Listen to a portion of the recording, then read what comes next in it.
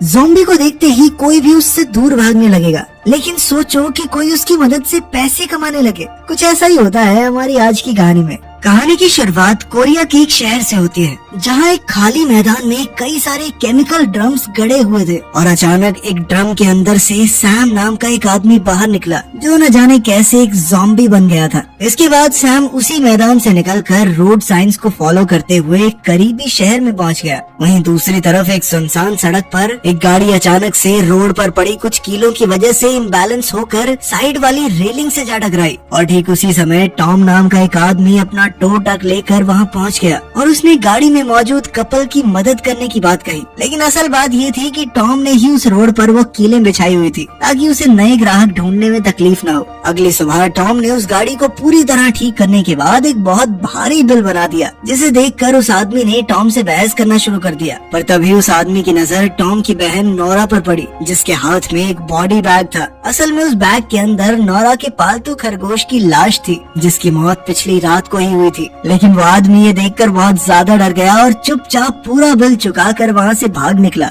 जिसके बाद टॉम की प्रेग्नेंट बीवी ने वो पैसे एक तिजोरी में डाल दिए। उधर सैम अभी भी रोड पर ही घूम रहा था और तभी उसकी नजर सामने से आ रही दो औरतों पर पड़ी। पर जैसे ही उसने उन औरतों पर हमला करने की कोशिश की तो वो इतना ज्यादा धीरे था कि वो औरतें आसानी से बचकर निकल गई और तभी कुछ बच्चों ने उसके ऊपर पत्थर फेंकना शुरू कर दिया, जिससे परेशान होकर सैम उनका पीछा करने लगा। और उसकी धीमी रफ्तार के चलते वो बच्चे आसानी से बचकर निकल गए। लेकिन इसी बीच सैम अब एक गाँव में पहुंच गया था, जहां बदकिस्मती से एक खतरनाक काले कुत्ते की नजर उस पर पड़ गई और उसने सैम का पीछा करना शुरू कर दिया। वहीं पास में टॉम के पिता जॉन अपने दोस्तों के साथ ताश खेल रहे थे। जॉन का सिर्फ एक ही सपना था कि वो बहुत सारे पैसे इकट्ठा करके हवाई चला जाए। तभी उन्हीं का एक दोस्त अपने लिए एक नई विग खरीद कर लाया, जिसकी मदद से वो काफी जवान लग रहा था। और ये देखकर सभी का ध्यान ताश से हटकर विग पर चला गया और इसी मौके का फायदा उठाते हुए जॉन ने अपने पत्ते बदलने की कोशिश की। पर तभी उसके एक दोस्त ने उसे पकड़ लिया, जिसके बाद वो बाहर भौंक रहे कुत्ते का बहाना लगाकर जल्दी से वहाँ से निकला।